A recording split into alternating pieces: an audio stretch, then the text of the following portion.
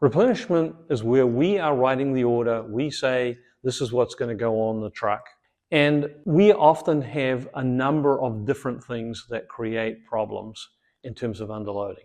One, we set the target and we say the target is 45,000 pounds for a standard 53 dry truck. Well, I got some news for you.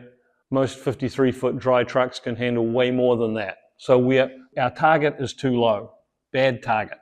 The second is, even if we set it at 45,000 pounds, we can't reach that target. We may be adding pallets that weigh, say, 2,000 pounds each. Well, we can get 20 on a truck, we can't get 21. But the reality of the situation is most pallets have a variability, and it's the question of how you put those pieces together. I used the example in a previous video of Coke and Diet Coke. There's a slight difference in weight because of the sugar in Coke. We, across two trucks, can get one more pallet on because of that weight differential and using math to determine what goes on each truck. So target too low, can't reach the target.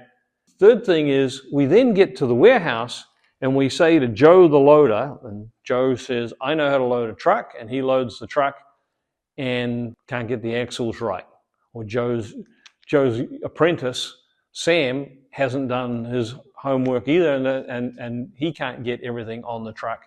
So we've built an order at the planning stage that can't be executed by the people who have to make it happen. So that's the third reason that we can't get a truck fully loaded. Those things can all be solved. We can talk about that in another video. Why are my trucks underloaded to customers? Most, and I'll use consumer products again, most consumer products companies set up a pricing scale that says, if you buy in truckload quantities, then this is the price. And it's normally the best price that they offer. Unfortunately, they then go and say what a truckload is. And normally it's something like a truckload is, and I'll use the weights example again, 40,000 pounds or 3,000 cube.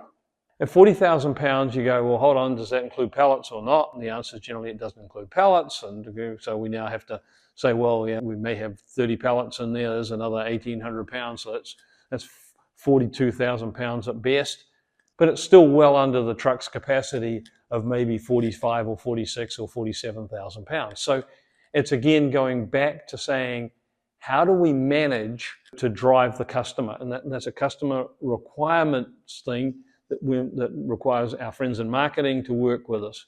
And to do that, they want to have consistent understanding that if we set a number, that we're going to always insist that the customer orders 42,000 pounds of product, that we as operators can always get things on the truck.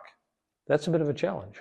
And the challenge is because every warehouse has its own set of rules and tribal knowledge, and every person has a different set of tribal knowledge, and therefore everybody does it differently. There's no standardization.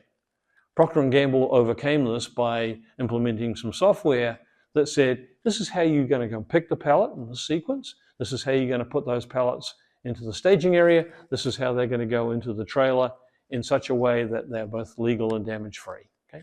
Very straightforward, consistency, and consistency. So now they've got a repeatable process. That repeatable process can enable them to confidently say, based on this set of data, we want you to order some number, 40, I'm making that up, 42,000 pounds of product to get best price. Okay? And the last area that we can help with customers is sometimes a customer will provide 2, 3, 4, 5, 6, 10, I think I've seen as high as 30 something orders, and they say, you work it out how to maximize the truck. Okay? Another math problem, right? How do you get all those orders and which ones should go together on this truck and which ones should go together on the next truck, etc.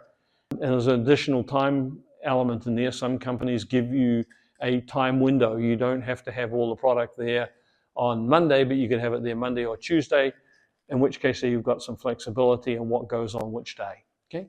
So a lot of capabilities to improve your load factor and stop trucks being underloaded.